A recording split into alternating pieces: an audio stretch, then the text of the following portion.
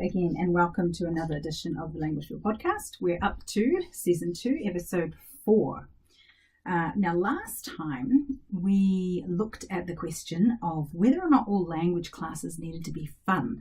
And there's a really great article that I discussed saying, why that kind of has crept into the English language teaching industry in particular. And, we looked at whether or not that's valid or relevant. And the answer is, of course, it's not. But it is linked to the idea of engagement and really having learners' attention. And that's definitely very important.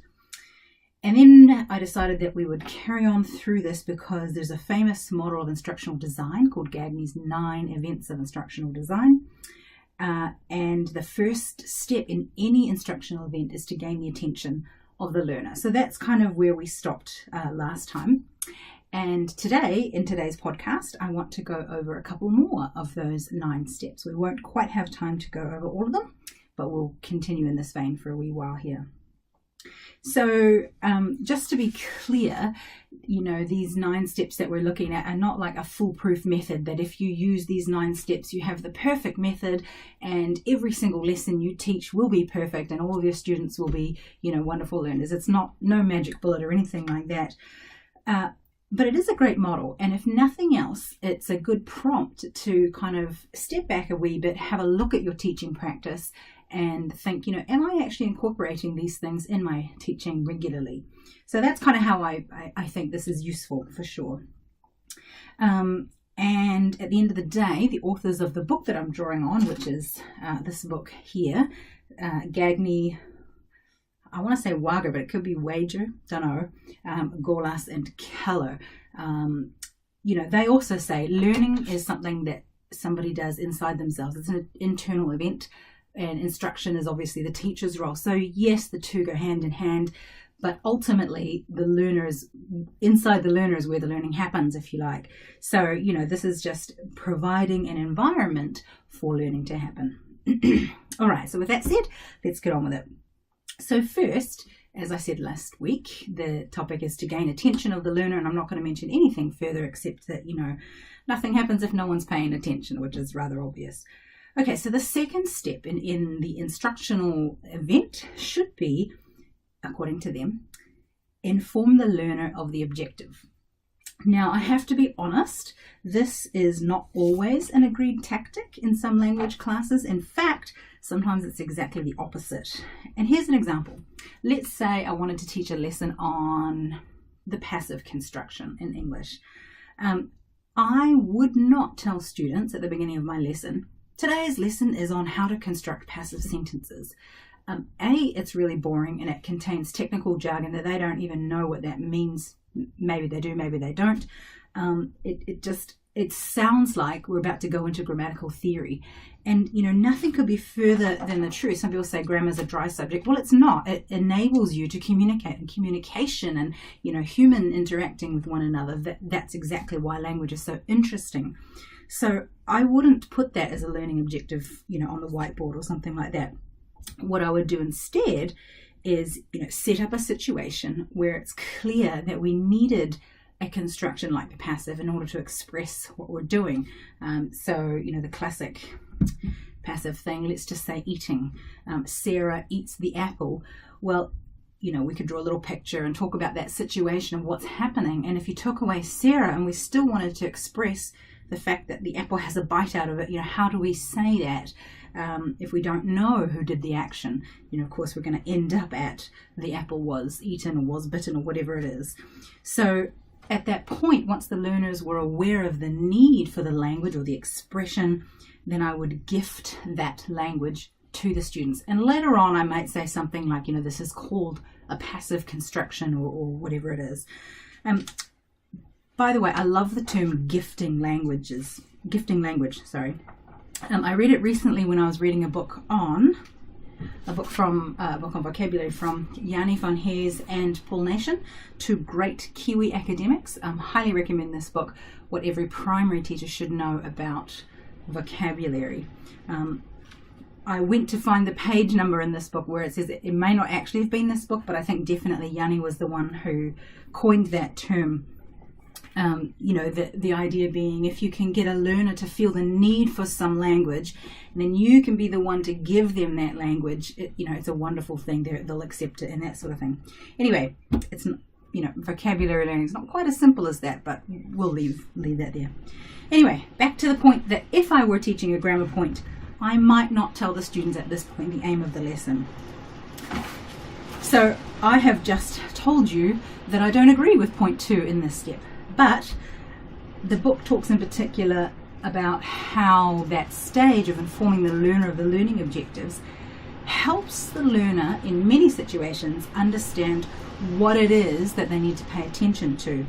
It helps them know, where to put their focus, and that's not a bad thing. So in many circumstances, I think that is the right thing to do. But I just wanted to sort of say that it's not necessarily always the case that you want to do that.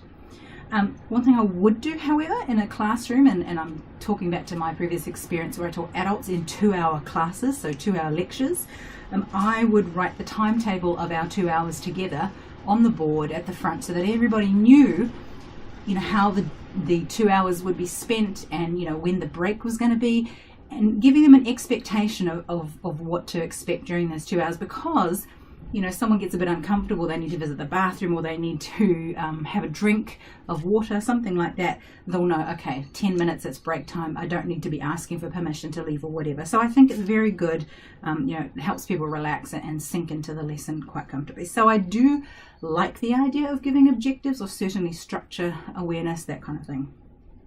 Anyway, having said that, you as the teacher 100% need to know what the objective of the lesson is. I mean, that should be clear. I haven't said that before because it's quite obvious, and I just thought I might want to just make sure that that's clear. Even if you don't tell the students at the beginning of the lesson, it must be 100% super crystal clear in your brain what it is you're trying to achieve during the lesson. Otherwise, you'll just be wandering all over the place and saying this and saying that, whereas, you're there to have a lesson to get something across. Okay, the third step out of 9 is stimulating recall of prerequisite learned capabilities. Now, that is a very long phrase. What it means in simple terms is remembering what we already know. So it could be fair to say that everything new that we learn builds upon what we already know in that area. But in order to build, we need to be able to access that key information so that you can build upon that. As an example, if I was teaching some vocabulary around the topic of housing, living in houses and that sort of thing, and let's say I needed to teach the term windowsill. Well, clearly, in order to teach what a windowsill is, you need to know for sure what a window is. So that's quite simple, as I'm sure you know. To help students remember that term, you might either live in the classroom, point to the window and get students, ask the students, what is this? Or if you're not in a space with windows, you point to a picture, whatever it is. You're going to ask the students to tell you what that word is. Obviously, we're not asking because we don't know. We're asking because we're inviting the learners to remember, I already know that word. And apart from the fact that you have to build on that word to get windowsill, it makes them feel good that they know something. And go, I've learned quite a bit about houses already. So, you're building on what they already know. And this is why excellent teachers are constantly asking questions of their learners. If you don't ask questions regularly in your classes, I would recommend you take a little bit of a step back and have a think about where you could include more questioning techniques rather than talking at students. As I've said it before and I'll say it again, the teaching environment is not about the teacher talking. It's about the learner learning. So the job of the teacher is to make that happen, to provide the environment for learning to take place. So it's worth thinking a little bit about your own teacher talk, but that's another topic, teacher talking altogether.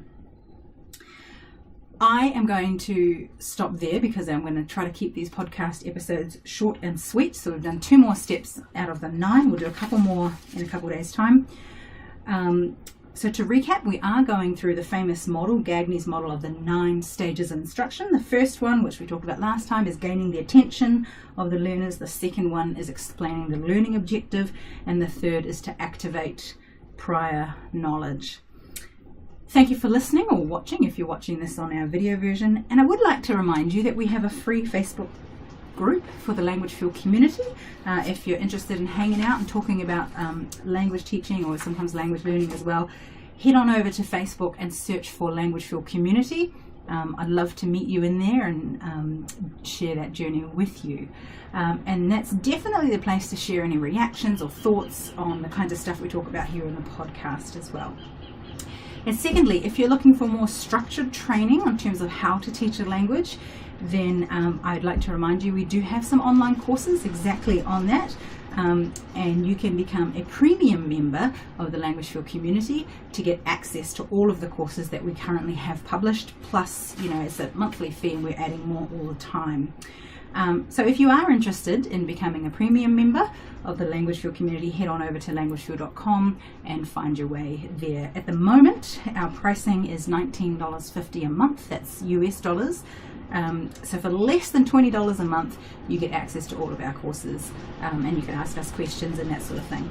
And some of you might be aware that in the background we're working pretty hard to change up our courses a wee bit, moving on to some new technology.